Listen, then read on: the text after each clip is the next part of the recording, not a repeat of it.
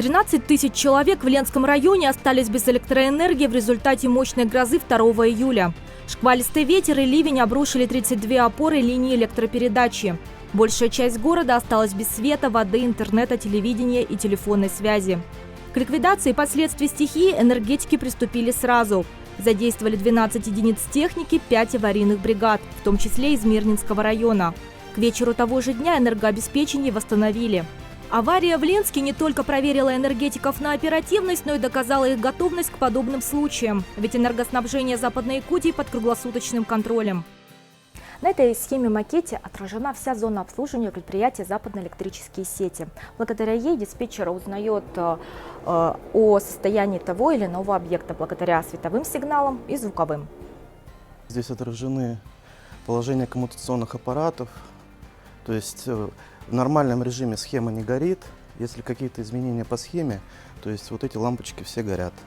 Со 2 января 2019 года Западный энергорайон перестал быть изолированным. Совместно с Центральным он присоединен к единой энергосистеме России. Синхронизация повысила надежность электроснабжения. В случае необходимости районы обеспечат электроэнергией за счет перетока мощностей из Южно-Якутского района и Амурской энергосистемы. И о любых изменениях в системе диспетчер узнает первым. Информацию о неполадках и авариях передают ремонтным бригадам. Электромонтеры после получения задания инструктажа отправляются на проблемный участок.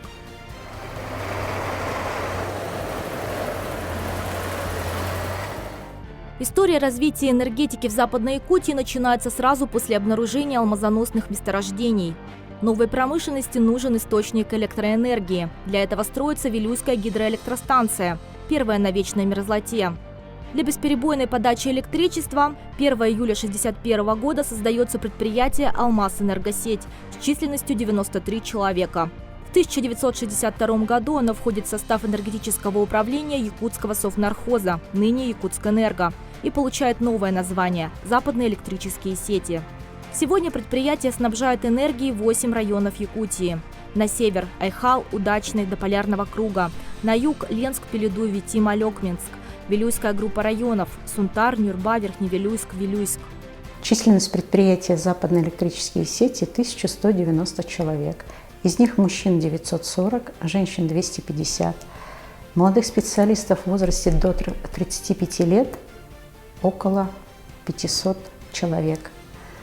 Западные электрические сети уникальны тем, что она является кузницей кадров. К нам приходят обыкновенные ребята со среднеспециальным, с высшим образованием. И здесь они получают знания, закалку, и тем самым они являются хорошими специалистами. И как часто это происходит, их забирают работать в головной офис с руководителями. На предприятии «Западные электрические сети» работают династии. Сыновья идут по стопам отцов, продолжая общее дело. Так свою жизнь с энергетикой, по примеру отца и сестры, связала и электромонтер Наталья Голуб. Я отучилась в техникуме в Запорожье, приехала сюда жить, и мне сестра предложила попробовать силы поработать в ЗЭСе. Вот я и пришла попробовать, и не пожалела об этом. Я люблю профессию, потому что здесь никогда не бывает застоя. Постоянно надо думать, соображать, где, как и что происходит, учиться. Этим и интересно. Возможно, слаженность работы энергетиков можно объяснить тем, что здесь работают семьями. Приходят вслед за родными людьми, чтобы нести свет и тепло в каждый дом от Мирнинского до Кобяйского района.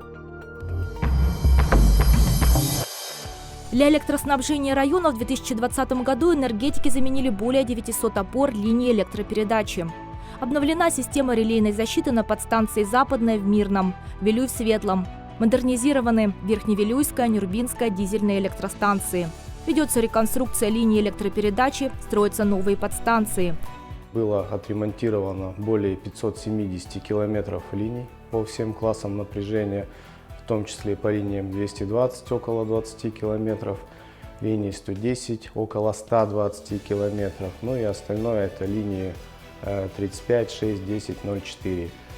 Также работниками западных электрических сетей всего по всем нашим РЭСам, по всем энергорайонам было расчищено более 1300 гектаров просеки. Присоединение к электросетям – одно из важных направлений работы ЗЭС. Новые объекты дают мощный импульс развитию населенных пунктов. В этом году к электросетям присоединили порядка 300 социальных объектов, в том числе многоквартирный дом по улице Амосова, новую школу в Алмазном, детский сад в поселке Пеледу Ленского района, микрорайоны в Вилюйске и Верхневилюйске. Подключено освещение моста через реку Малая Батуобия.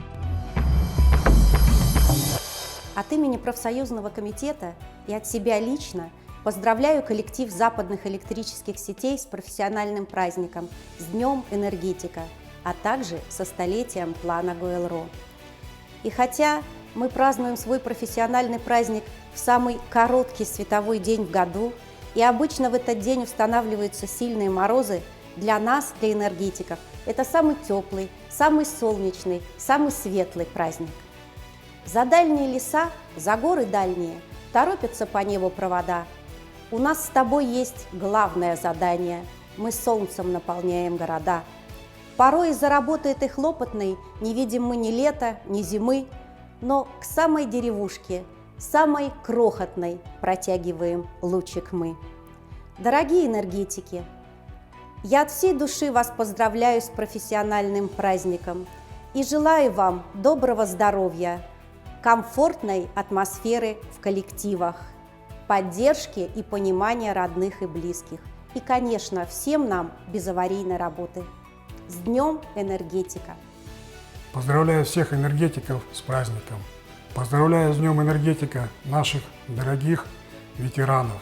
Желаю им здоровья, тепла и внимания близких.